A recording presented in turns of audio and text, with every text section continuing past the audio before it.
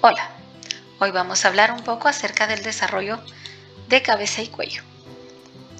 Recordando que la cabeza se divide en dos porciones, una anterior que va a ser el viscerocráneo donde tenemos la cara y una posterior donde tenemos el neurocráneo donde se aloja toda la bóveda craneana. En el neurocráneo vamos a tener un componente que forma todos los huesos de manera intramembranosa y un componente que le da origen a los huesos a partir de un modelo cartilaginoso, o sea, un modelo condral. El modelo condral que nos interesaría en esta porción va a estar dado por las somitas, o sea que el origen va a ser del mesodermo, mientras que el componente intramembranoso está dado específicamente por la región del ectodermo, el ectomesénquima recién formado. En el componente condral vamos a tener la fusión de 4 somitas para hacer el occipital. También está la formación de la silla turca cuando se está formando ya el esfenoides. El etmoides se origina a través del proceso frontonasal junto con el frontal. Recordemos que todas las porciones que tenemos aquí van a comenzar a solidificarse a partir de una membrana y esa membrana se formó del ectodermo del inicio de esos procesos. Las cápsulas ópticas inducen la formación del macetero y toda la región interna del oído. Los huesecitos son dados por la porción del viscerocráneo. Entonces solo la porción maciza, digamos, de la cavidad va a ser dada en esta región por las vesículas ópticas. El sistema nervioso central, recordemos que se forma de la neurulación cuando surgen los pliegues neurales, las crestas neurales, las placas neurales y se van transformando en regiones más bulbosas, digamos, y después ya tienen forma del cerebro. Todo lo del encéfalo, el diencéfalo y demás que surgen de la cuarta a la quinta semana. Los órganos sensoriales son importantes en este lado. Tenemos evidencia de estos órganos a nivel externo y estos producen cambios a nivel interno. De aquí lo que podemos ver en la cuarta semana, relativamente fácil, son las vesículas ópticas. Estas vesículas se van transformando conforme va pasando la evolución y todas las porciones de los arcos faringeos van a dar la región auricular. Vemos que todavía está abajo y después van subiendo las orejas hasta que llega en la posición definitiva ya cuando es un niño de 28 semanas. En todas las regiones de la oreja vemos que tienen como pequeñas salientes que se forman por cartílagos, cada uno de ellos deriva de las bolsas faríngeas iniciales. Aquí tenemos las porciones 1, 2, 3, 1, 2, 3 y el 4, 5 y 6 que está atrás, 4, 5 y 6. Este es el conducto auditivo que es remanente de la vesícula que se volvió fosita óptica. Las placodas cristalinianas son estas de los laterales, estas forman los ojos, al inicio solamente es una placoda, después se vuelve vesícula cristaliniana, cúpula cristaliniana, hasta que forma toda la región del ojo. En esta fase estamos como una cúpula cristaliniana. Las regiones olfatorias, que empiezan como un puntito que se invagina hacia la región central, ¿verdad? Ya a nivel cerebral, va a tener una profundidad, ¿verdad? Una fosa rodeada por el proceso nasolateral y otra porción formada por el proceso nasomediano. Toda esta región es del frontonasal y estas regiones son del maxilar. Pero eso lo vemos un poquito más adelante.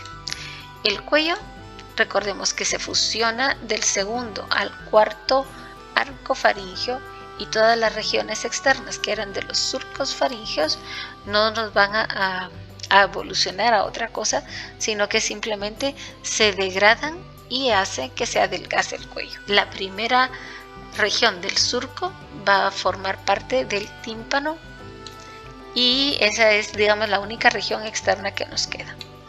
Del viscerocráneo, lo que podemos hablar es que tiene dos porciones, la externa, que es la cara, y la interna, que va a ser todos los órganos adentro, o sea, la nariz con los senos paranasales y los cornetes, el oído interno y la cavidad bucal propiamente.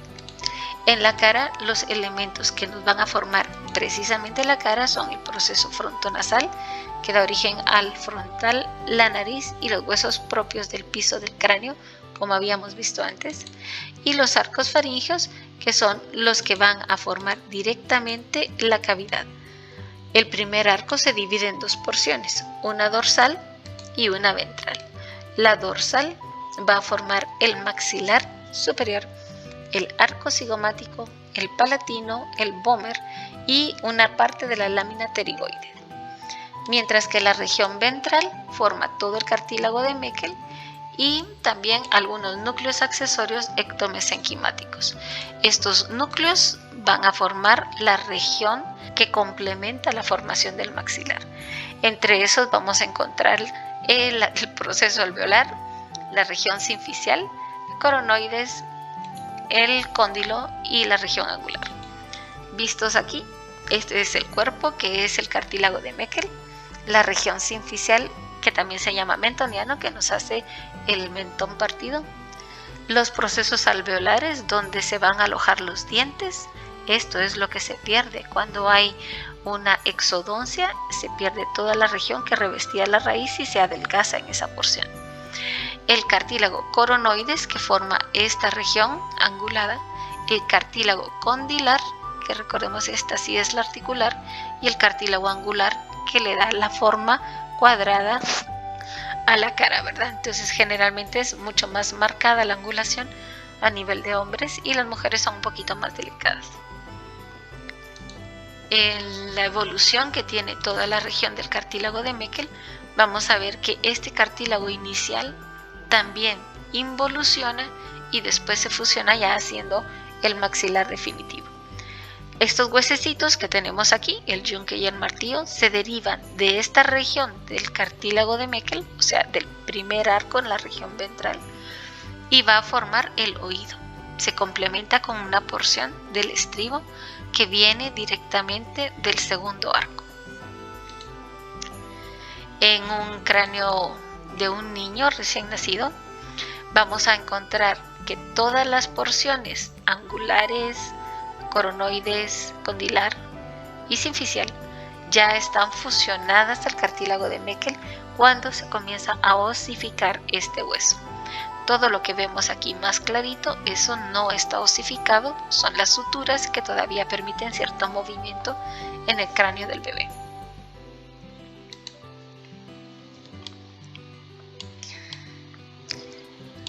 En la porción interna vamos a tener la formación de estos órganos. La nariz, empecemos por esto, es una invaginación de las placodas olfatorias y al invaginarse comienzan a formar estas cavidades.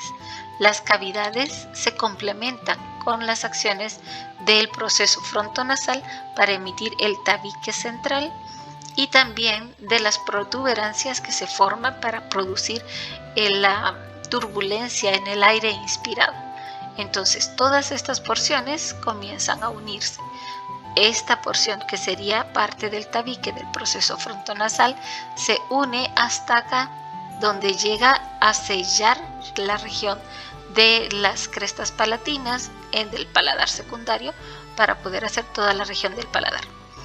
Al inicio de la formación, la lengua estorba que las porciones de los procesos palatinos se unan en la línea central, y es por eso que al final tienen una curvatura para poderse adaptar a esta lengua. Aquí la dibujaron muy abajo, pero sí es parte de lo mismo, ¿verdad? Que crecen, y aquí en el reborde queda la lengua. De tal cuenta que cuando nosotros vemos el paladar de una persona, sabemos qué forma adopta la lengua cuando está en reposo. El paladar, que se produce a través de una proyección laminar del proceso maxilar, comienzan a proyectarse contralateralmente hasta unirse. Esta región del paladar va a tener una región anterior que va a formar una especie de triangulito en este sector, que forma parte del segmento intermaxilar y las regiones propias de la prolongación emitida como proceso palatino a partir del maxilar superior. Estas porciones que se miran aquí como con rayitas es donde va a quedar la encía, y esto tiene una concavidad que va a cerrarse al final formando la bóveda del paladar. Las rayitas se continúan y forman las arrugas palatinas, que son como las huellas digitales que presenta nuestro paladar. Justo aquí está el agujero ciego, que es un punto de unión entre el paladar primario y el secundario. Vemos aquí en un esquema cómo se ve la unión del segmento intermaxilar que forma el paladar primario. Todo esto deriva todavía del fronto nasal y todo esto ya es del primer arco en la región dorsal. Cuando se fusionan y se cierran, obviamente queda un paladar cerrado. Sin embargo, si esto no se fusiona, queda abierto aquí o queda abierto en la región cualquiera de estas internas, ya se forma el paladar hendido, que sería solamente región del paladar secundario, o el labio leporino, que sería a nivel del segmento intermaxilar. El oído se forma por la invaginación de la fosita auditiva y tiene contacto con el oído interno. Aquí es interesante ver cómo la primera bolsa, este es el lado interno, este es el lado de los surcos. El lado interno, la primera bolsa, va a formar toda la porción del oído interno hasta llegar a una membranita y ya no llega o atraviesa hasta el otro lado, mientras que el surco se invagina y llega también respetando la membrana que va a formar el tímpano. Tenemos también el hueso, ¿verdad?, que se forma del primer arco, que es la región condral del primer arco, que va a formar el martillo y el yunque, mientras que el segundo arco va a formar el estribo y la región externa del proceso estiloides. En la segunda bolsa, que comienza a verse aquí todo eso negrito, es parte de lo de las amígdalas y la infiltración linfocitaria que ocurre. Aquí hay una especie de prolongación que se da a esta región y se forma la amígdala tubárica. El estomodeo, que es la cavidad bucal, que digámoslo así es lo que más nos interesa, se forma porque la membrana bucofaríngea se rompe cuando el estomodeo comienza a crecer.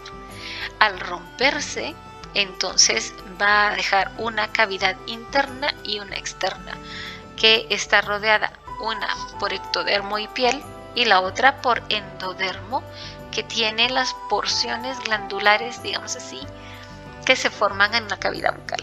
Aquí vemos en el interior de este embrión como tenemos una cavidad vacía. Esta cavidad es donde se va a desarrollar el encéfalo, y esta porción de aquí, que tenemos un orificio virtual que está colapsado en este momento, donde tenemos el estomodeo en esta porción, y de este lado el corazón. Entonces, si le levantáramos la cabecita a este embrión, veríamos que el primer arco es este, en la región mandibular, y estas son las porciones del segundo y tercer arco. Cuando entramos por el estomodeo, que es esto lo que se ha roto, podemos observar las protuberancias linguales laterales de la primera región del arco. El arco forma el soporte, digamos, y todo lo que está en la región dominada por el endodermo va a formar los órganos. En este caso, las dos protuberancias linguales laterales, donde queda una especie de recesión, que es el tubérculo, que va a formar después la tiroides. El agujero ciego se vería por arriba. Luego tenemos el tubérculo impar y la eminencia hipobranquial o cópula.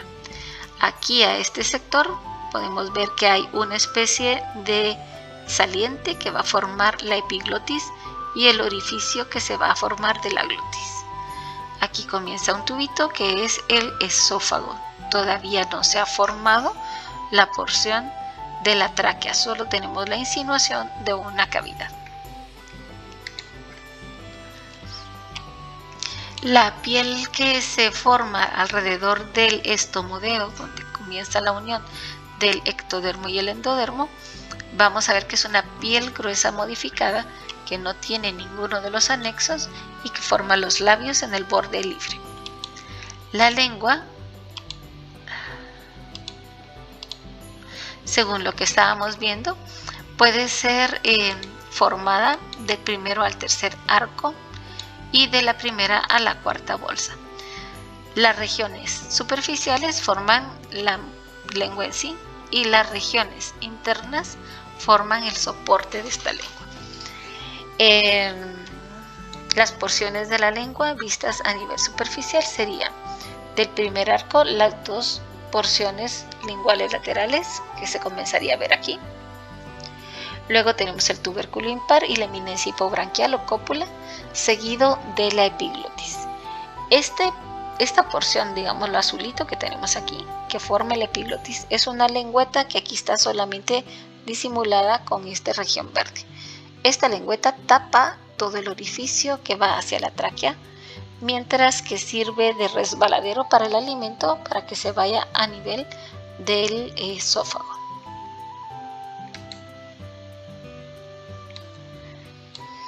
La encía se produce a través de un engrosamiento inicial que después sufre apoptosis a nivel de toda la región del maxilar superior, segmento intermaxilar y maxilar inferior. El borde labial quedaría aquí. Después sufre una pequeña aparición de un tumulito. Este túmulo que está aquí va a ayudar a envolver toda la región donde va a estar el germen dental. Y cuando vemos esta porción que era un tumulito, comienza a diferenciarse. Esta región se invagina y sufre apoptosis, separando el labio y dejándolo como órgano independiente y libre. Mientras que la otra porción comienza a invaginarse, dejando el piso de la lengua, digámoslo así, si fuera el maxilar inferior, o bien uniéndose a la región de las rugas palatinas, si fuera el maxilar superior. El diente o el germen dental, en este caso, va a quedar intermedio y conforme vaya creciendo y protruya más, va a formar este tumulito que es la encía y al final va a separar la región del labio de la región interna. Hasta que brota el diente podemos hablar de una encía ya madura, una encía normal.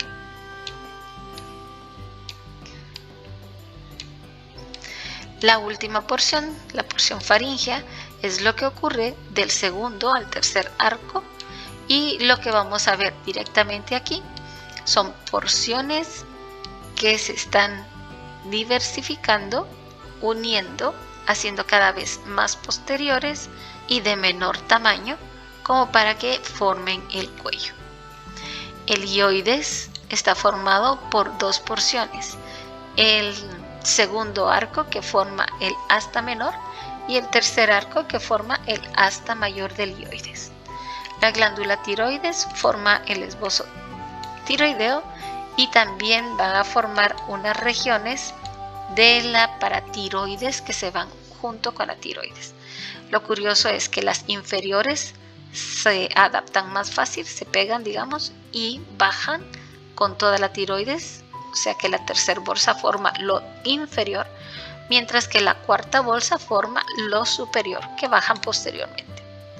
Luego tenemos el timo, que también surge de esta región, y si recordáramos un poquito lo del timo, es un órgano que después se infiltra, se llena con linfoblastos para poder formar todos los linfocitos de nuestro cuerpo. Los cartílagos laringeos se forman a partir del cuarto arco. Vemos aquí el primero que forma lo del tímpano, el segundo que forma parte de las amígdalas y la región tubárica también, y el tercero y cuarto que van a formar la región ya del cuello con todos los cartílagos. Esta región de aquí, de los surcos, segundo, tercero, cuarto, quinto, hasta el sexto, se unen por una prolongación de estas crestas del segundo al sexto y deja este espacio vacío, después invaginándose, después sufriendo apoptosis para poder delimitar mejor el cuello. Esto a veces no se quita por completo y puede formar un quiste, o sea, un atrapamiento de líquido y que queda encerrado como una bolsita.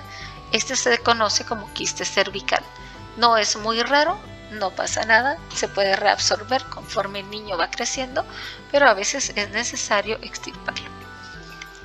Esta es parte de la migración que se sufre a nivel, digamos, de la región donde estaría la lengua. Estos serían los bordes laterales.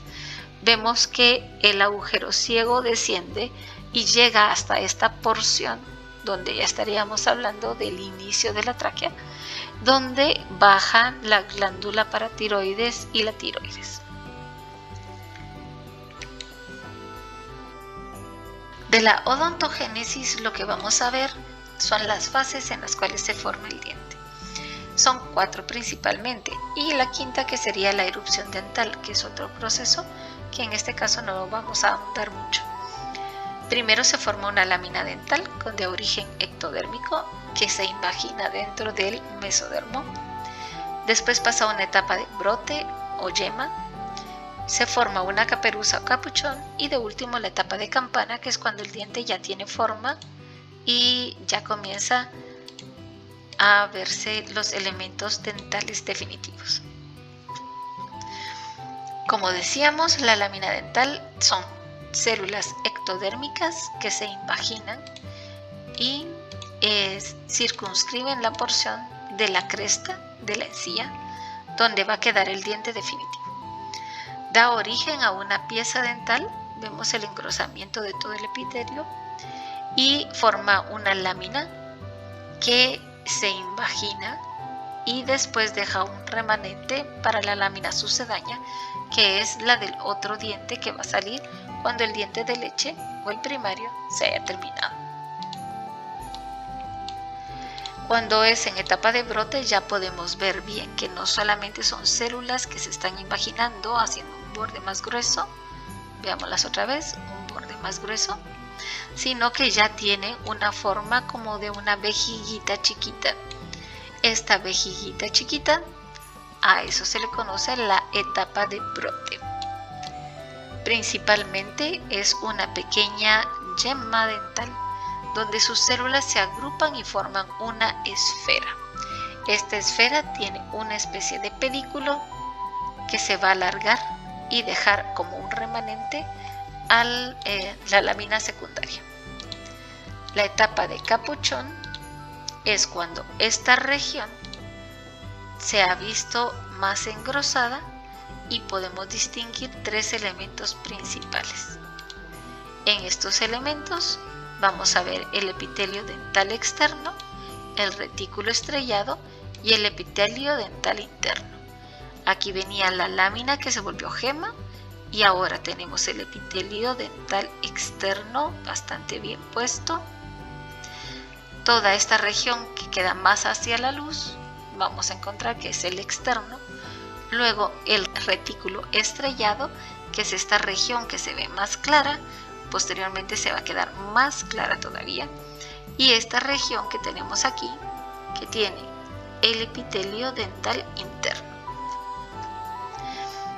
El epitelio dental interno es una estructura que nos interesa, que es al final de cuentas lo que va a formar la región de los ameloblastos. En la etapa avanzada, entonces, esta región se puede ver una capa intermedia aquí que va a dar origen a la pulpa dental, que es la respuesta del mesodermo ante las reacciones del ectodermo, formando una estructura diferente. En la región pulpar entonces aparece una región que va a ser parte contralateral del órgano del esmalte. En la etapa de campana ya no solamente vamos a distinguir 3 elementos, sino que vamos a distinguir más elementos. Por ejemplo, se diferencia la pulpa dental y aparecen los odontoblastos en respuesta de todo. Luego vamos a ver que estos odontoblastos son los reactivos de toda la formación del diente y de las reacciones del hueso que vamos a encontrar. Los odontoblastos, que sería esta capa interna, son los que forman la dentina. Si viéramos el dibujo con más detenimiento, veríamos que este es el epitelio dental externo, este es el retículo estrellado. Esta región que está aquí en el borde es una región que va a sufrir cambio después y va a formar la raíz, para mientras el epitelio dental interno va a formar los ameloblastos, que comienzan a producir minerales, y los odontoblastos, que comienzan también reactivos a producir minerales. Del lado de los odontoblastos se produce la dentina y del lado de los ameloblastos se va a producir el esmalte.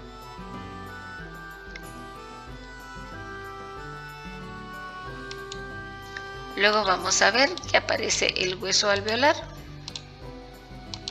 como una respuesta de las porciones finales, y el órgano del esmalte, que vamos a ver que tiene los tres elementos principales: el retículo estrellado, el epitelio dental externo, que ya estaban, las células intermedias que dan soporte y nutrición al ameloblasto, y aparecen los ameloblastos. Un ameloblasto trabajando formará esta región: el retículo estrellado, la región del órgano del esmalte, y las células que en lugar de ser cúbicas se vuelven cilíndricas y comienzan a producir el material. Del otro lado, las células reactivas han formado los odontoblastos, que también son células cúbicas, que tienen la característica de producir una prolongación, este piquito, y hacer minerales alrededor de ellas. Estas forman el prisma de esmalte, los ameloblastos, mientras que estos van a formar los túbulos dentinales. Podemos ver aquí que estas están haciendo el material que es más rígido, mientras que estas emiten la prolongación y la dejan en medio. Al estar esta prolongación, este túbulo siempre se está regenerando y se está reparando, mientras que estas no emiten ninguna prolongación, simplemente hacen minerales. De esa cuenta, estas porciones mineralizadas, al final de cuentas, terminan haciendo pequeñas gradas con forma de prisma, que es la unidad estructural del esmalte.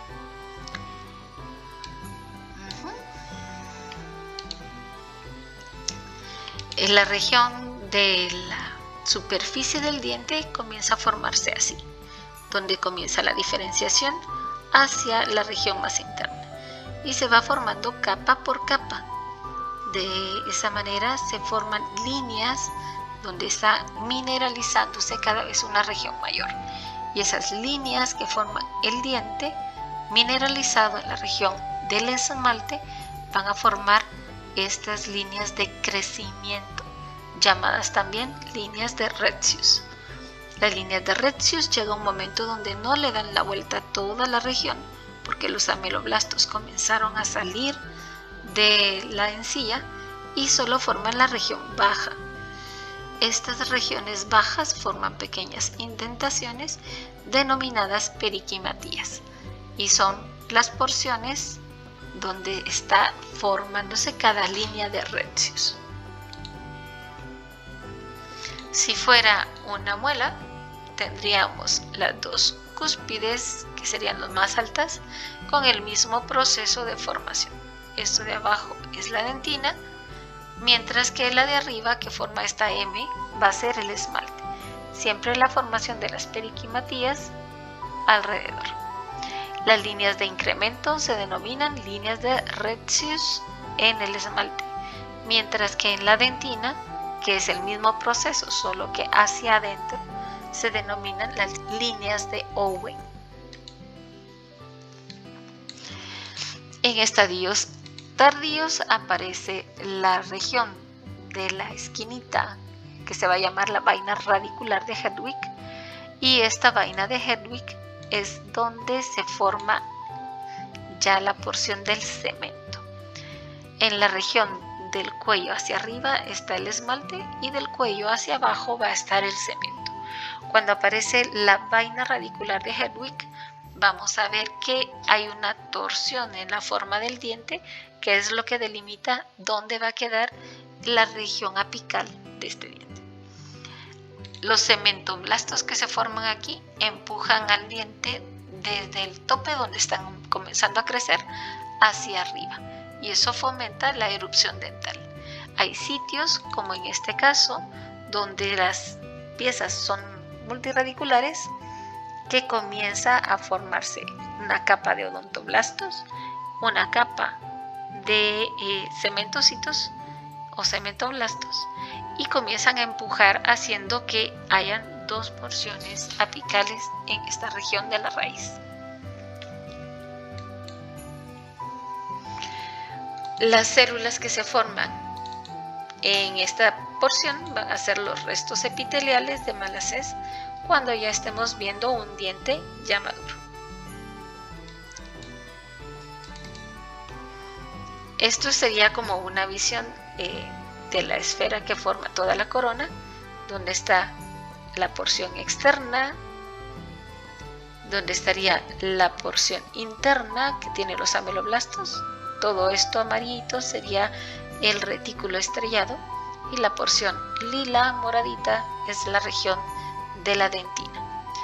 Justo aquí en la porción cervical comenzamos a ver que aparece el diafragma radicular con la vaina radicular, y cuando llega al borde superficial vemos que se rompe la región del órgano del esmalte, que era toda la bolsita, y brota el diente. Cuando ya brota el diente, toda la región alrededor forma el periodonto de protección, y los restos de todas las etapas de formación que quedan alrededor de la raíz dental van a formar los restos epiteliales de Malassez. Y para terminar, vamos a hablar un poco acerca de la ATM. La articulación temporomandibular está formada principalmente por huesos que se están uniendo y ayudan a un movimiento. Este movimiento es múltiple, es sincrónico, es un movimiento que introduce unos aspectos muy importantes para varias funciones, como los reflejos, ¿verdad?, de cierre y apertura, el reflejo del bostezo y demás. Está formado por dos huesos, de ahí su nombre, temporomandibular. La región temporal principalmente está formada por el cóndilo del temporal en la cavidad glenoidea. Solo la fosa mandibular es la articular. Recordemos que tenemos varias porciones en esta cavidad, pero solamente la fosita es la que nos sirve de articulación. Toda esta porción está revestida de un cartílago, y ese cartílago va a tener fibras paralelas a la superficie y perpendiculares profundas. O sea que pegado al hueso vamos a tener una superficie llena de fibras que van con toda la dirección del hueso, y cercana a la articulación vamos a tener perpendiculares o en forma radicular, así de rayitos, al soporte del otro, como que si fueran aritos de una bicicleta, que están ayudando a sostener y estabilizar la articulación. Vemos que del recién nacido, donde está el orificio del conducto auditivo y donde está la parte del cigomático, pues realmente relativamente poco. Y conforme va creciendo esta porción, la ATM adopta otra forma. Aquí ya tenemos una articulación adulta, donde la fosa del mandibular ya se ve claramente desarrollada.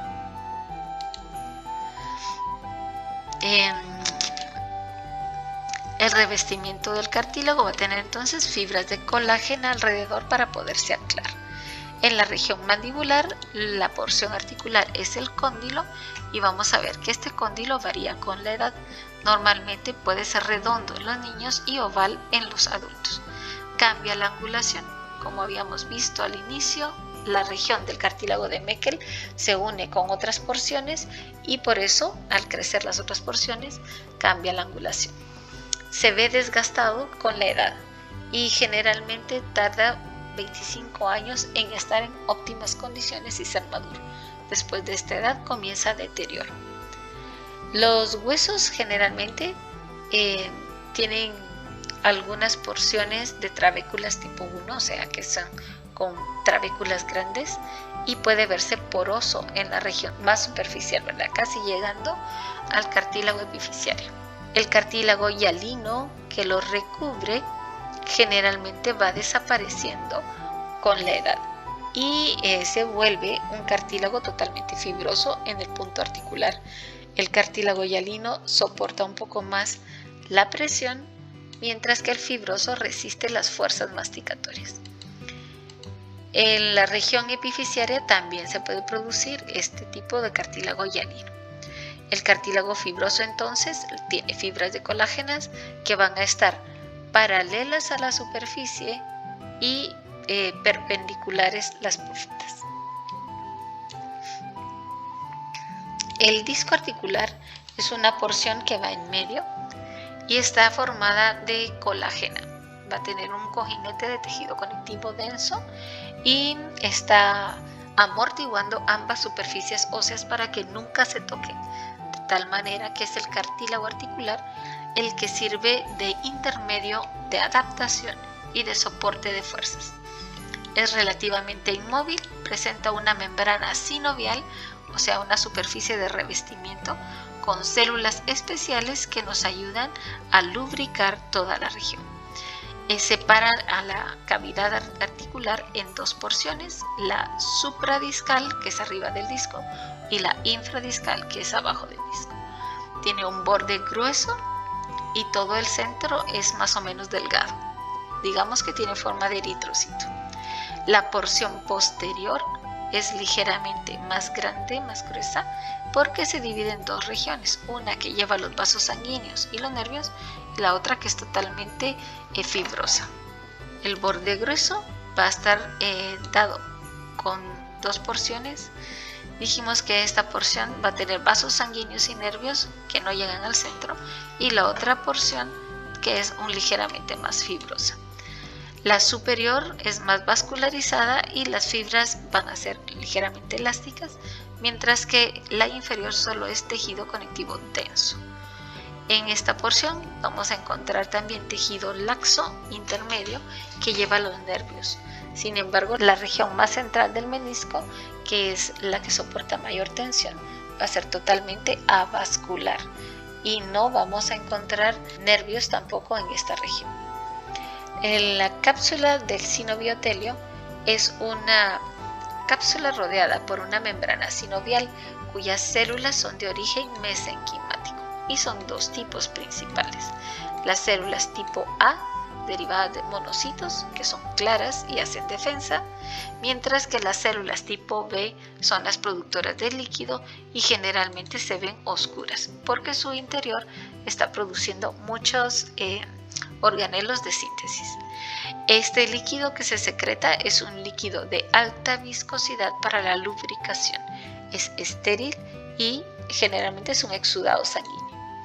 Las de tipo A reabsorben el líquido que se produce, siempre está en recambio, y van a fagocitar los restos celulares o el desgaste que se esté produciendo, lo van a tratar de compensar. Las células sinoviales entonces vamos a verlas oscuras y las claras, en una proporción de 80 a 20. Esta es una representación de la ATM, donde está el cóndilo y la cavidad glenoidea, la región supradiscal, la región infradiscal, y todas estas regiones, la supra y la infra, está revestida por el sinoviotelio, que es este tipo de epitelio. Hay sinovial entonces que está recorriendo estas cavidades y amortigua y lubrica toda la región. Es un tejido que habíamos dicho si tiene irrigación sanguínea y es lo que favorece el intercambio para los fluidos. Los ligamentos que lo están agarrando son de tejido conectivo, denso, regular. Generalmente es sin fibras elásticas, solamente es tejido de colágeno. Las fibras de la cápsula se unen y forman los ligamentos externos de esta articulación y los vasos sanguíneos penetran a la cápsula desde la periferia. recalcando que el centro del disco articular es avascular. Los músculos de la masticación que están, todos son estriados esqueléticos, y eso se los aprenden en anatomía, por lo que no vamos a hacer mucho énfasis. Y con eso, hasta aquí terminaríamos el contenido de esta clase.